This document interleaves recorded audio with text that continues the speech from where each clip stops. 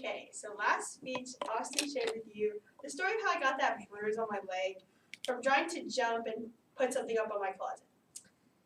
But I think that story, while it is in part about clumsiness, is mostly about my tendency to bite off a little more than I can chew in terms of life. So this story is, I call it Cami and the Giant Cart. If it's what's it called? This is a children's book. It's called Cami and the Giant Cart. So I'll set the scene for you. It actually happened recently. About 3 weeks ago on a Thursday night, right after the well, which is a worship service at the amphitheater. So I went to the well, went back to my dorm, and I'm going back to the library to study. So I'm going down the stairs right next to Elkins. I think we all know Elkins.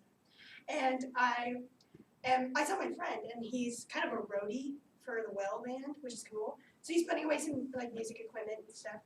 And I see him, I say, "Oh, do you need help?" He's got this big cart, and then he's got some poles he's holding. Looks like he can't do it all in one trip. I offer to help, this one does. So I go over, he says, "Okay, you can take this, but be careful. It's a behemoth." That's the word he used to describe this cart. This thing's massive. It's not like a little red wagon that you're just taking down the ramp. It's huge, and it's heavy. And of course, I'm not a physics major or anything, so I didn't account for momentum, inertia, whatever the heck they talk about in physics. It was all bad. So we get to the ramp, and it's the steep ramp in front of the calf. Okay, it's long, it's steep, it's dangerous. So I'm taking this car with me, and I'm like, okay, cool, we're gonna walk. And it starts picking up speed really, really fast. So I'm like, oh gosh, okay. So I stand in front of it, and I just kind of walk it down the ramp. And I'm like, okay. And we make it down, feeling like a girl boss. I got asked if I needed help by two different people, two of my friends were walking by. And I was like, no, I got it. I'm feeling good. Okay, so we make it down. I'm like, okay, cool. So then I have to get down one more ramp, significantly less steep. We're chilling, okay? Or so I thought. And we go down, and then I, again, picks up momentum.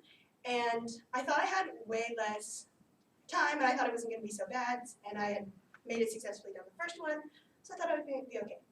I'm dragging it down, picks up speed, I lose control of this giant cart, and it turns, and it wedges me up against this railing. It hit me, and it was so bad, and it was painful.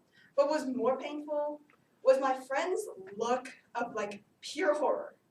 It was, and then things had fallen off of it. It was totally embarrassing, and even standing up here, I'm like, ooh. That was so embarrassing. But this story is kind of just a metaphor for me overcommitting to things. I was so proud of myself after I'd completed getting down the ramp the first ramp, and successfully doing so without getting hurt.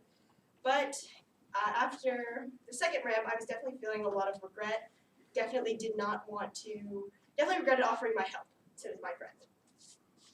So what I learned from this is when you think you might need some help, which it definitely did cross my mind, I just was too stubborn to admit it, don't refuse help if you need it. And then my second was heed the warnings of those who offer them. I definitely tend to overwhelm myself in life. When I was in high school, I would fill up my plate with so many different activities and stretch myself so thin that I would become, I would become a little bit frantic, and nothing I would do was 100%. So now that I'm a little bit older, a little bit wiser in college, and it's a lesson I'm still learning, is that I value quality over quantity. Take the activities that you want to do into consideration, and only do the ones that, for me, I'm going to only do the ones and commit to the ones that I think are going to make the most out of my time. Instead of piling up like I did, and you're probably wondering how this cart metaphor kind of connects back, but here at Pepperdine, I've seen this culture of overcommitment, and it's already stressing me out because that's kind of who I am.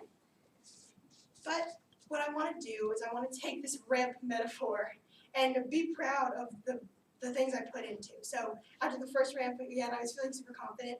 That's how I want to leave my lasting 4 years. I want to have the impression of being proud of what I put myself into. I don't want to overcommit and regret doing the things and look back on my 4 years and wish that I had done things differently. So for now, when I'm thinking about and evaluating what I want to do with my time, I'm going to think about Cami and the giant cart. Thank you.